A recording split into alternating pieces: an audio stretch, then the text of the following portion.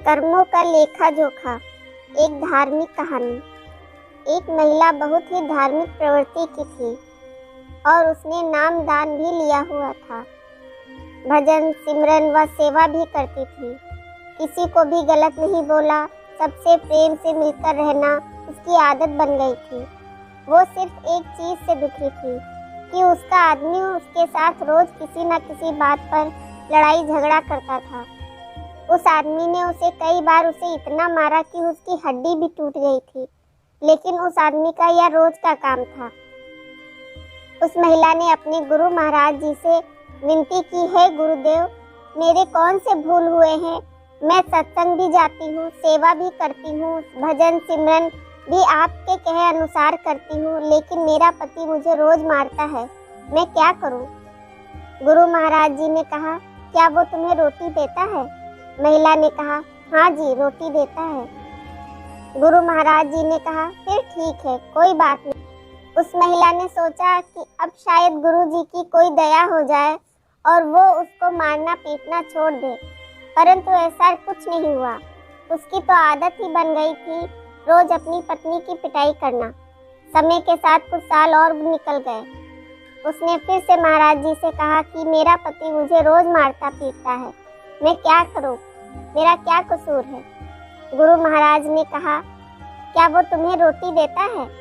उस महिला ने कहा, हाँ जी, देता है। महाराज जी ने कहा, फिर ठीक है, तुम अपने घर जाओ। महिला बहुत निराश हुई कि महाराज जी ने कहा ठीक है। वो घर आ गई, लेकिन उसके आदमी का स्वभाव वैसा का वैसा रहा, रोज उससे लड़ाई झगड़ा करना। अब वो महिला बहुत तंग आ गई थी। कुछ साल गुजर गए, फिर गुरु महाराज जी के पास गई और बोली, वो मुझे अभी भी मारता है, मेरी हाथ की हड्डी भी टूट गई है, मेरा कसूर क्या है? मैं सेवा भी करती हूँ, सिमरन भी करती हूँ, फिर भी मुझे जिंदगी में सुख शांति क्यों नहीं मिल रही? गुरु महाराज जी ने कहा, वो तुझे रोटी देता है? उसने कहा, हाँ जी, देता है। महाराज जी ने कहा, फिर ठीक है। परंतु इस बार महिला जोर जोर से रोने लगी और बोली, महाराज जी, मुझे मेरा कसूर तो बताओ, मैंने कभी किसी का बुरा नहीं किया, फिर मेरे साथ ऐसा बर्ताव क्यों हो रहा है? महाराज जी कुछ देर शांत हुए, फिर बोले, बेटी, तुम्हारा पति पिछले जन्म में तुम्हारा बेटा था और तुम उसकी सौतेली माँ थी।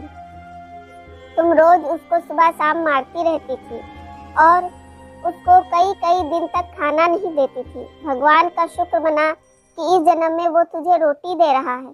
ये बात सुनकर महिला एकदम चुप हो गई। गुरु महाराज जी ने कहा, बेटा, जो कर्म तुमने किए हैं उसका फल तो तुम्हें अवश्य भुगतना पड़ेगा।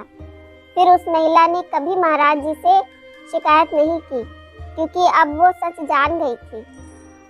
इसलिए हमें भी कभी किसी का बुरा नहीं करना चाहिए। सबसे प्रेम, प्यार और शालीनता के साथ रहना चाहिए। हमारी जिंदगी में जो कुछ भी हो रहा है वह सब हमारे कर्मों का लेखा जोखा है, जिसका हिसाब किताब तो हमें देना ही पड़ेगा। ये कहानी आपको पसंद आई हो तो प्लीज़ मेरे चैनल को लाइक एंड सब्सक्राइब करिए। धन्यवाद।